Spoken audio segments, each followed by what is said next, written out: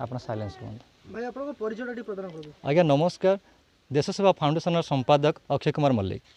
आज जो आछंती कुली प्रतिभा को आपण डीएस फाउंडेशन तरफ हमर बुके मध्ये प्रदान करछंती ए संपर्क कहबे को आपण मान जानिथिबे आमे आसीबार मुख्य कारण होची आगामी किछि दिन हेबो गोटे प्रोग्राम रे ए छोट पिलाटी अटेंड करथिला।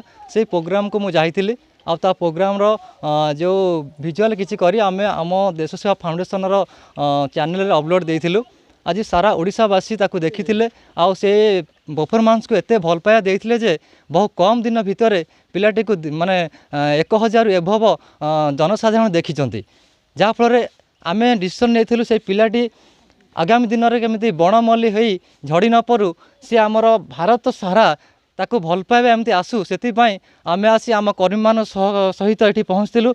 आ पिलाटी को आज संबर्धना दबार मुख्य कारण होची एते छोट बयसरू ता भितर जो प्रतिभा रही मु अनुरोध करी पेरेंट्स को से प्रतिभा को आगू नवाई ताकू सहयोग करंतु। आ तार पाठ पढ़ा सहित ता भितर जो सुंदर प्रतिभा लुचि रही ताकू लोकलोचन को आने आमे प्रयास जारी रखिबा।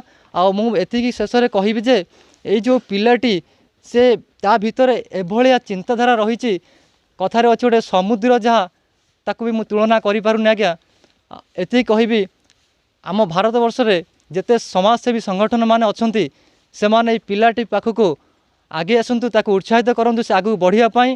आउ राज्य सरकार आमर जिला प्रशासन को मु हाथ जोड़िकी अनुरोध करुच्ची ये पिलाटी प्रति टिके नजर पड़ू, ए पिलाटी आमर आगू को जाऊ। कारण यही छोट पल्ली जितेबाला सी जन्म नहीं ता भितर जो प्रतिभा सृष्टि होती से आगू को बढ़िया जाऊँगी। जदि एमानकर साहाय्य पड़िबो दिन आसीबो से भारतर ना रखिपार ए मध्य कौनसी असंभव नुहे। सबु जिनस संभव होता है जनकर इच्छा शक्ति। जहाँ पाखे गुरु नहीं कहीं नहांती सी आज ता निज इच्छा रे आज एते बड़ प्रयास करी गोटे सुंदर प्रतिभा लोकलोचन को आनी पारची। एति कहूँ जय हिंद जय भारत।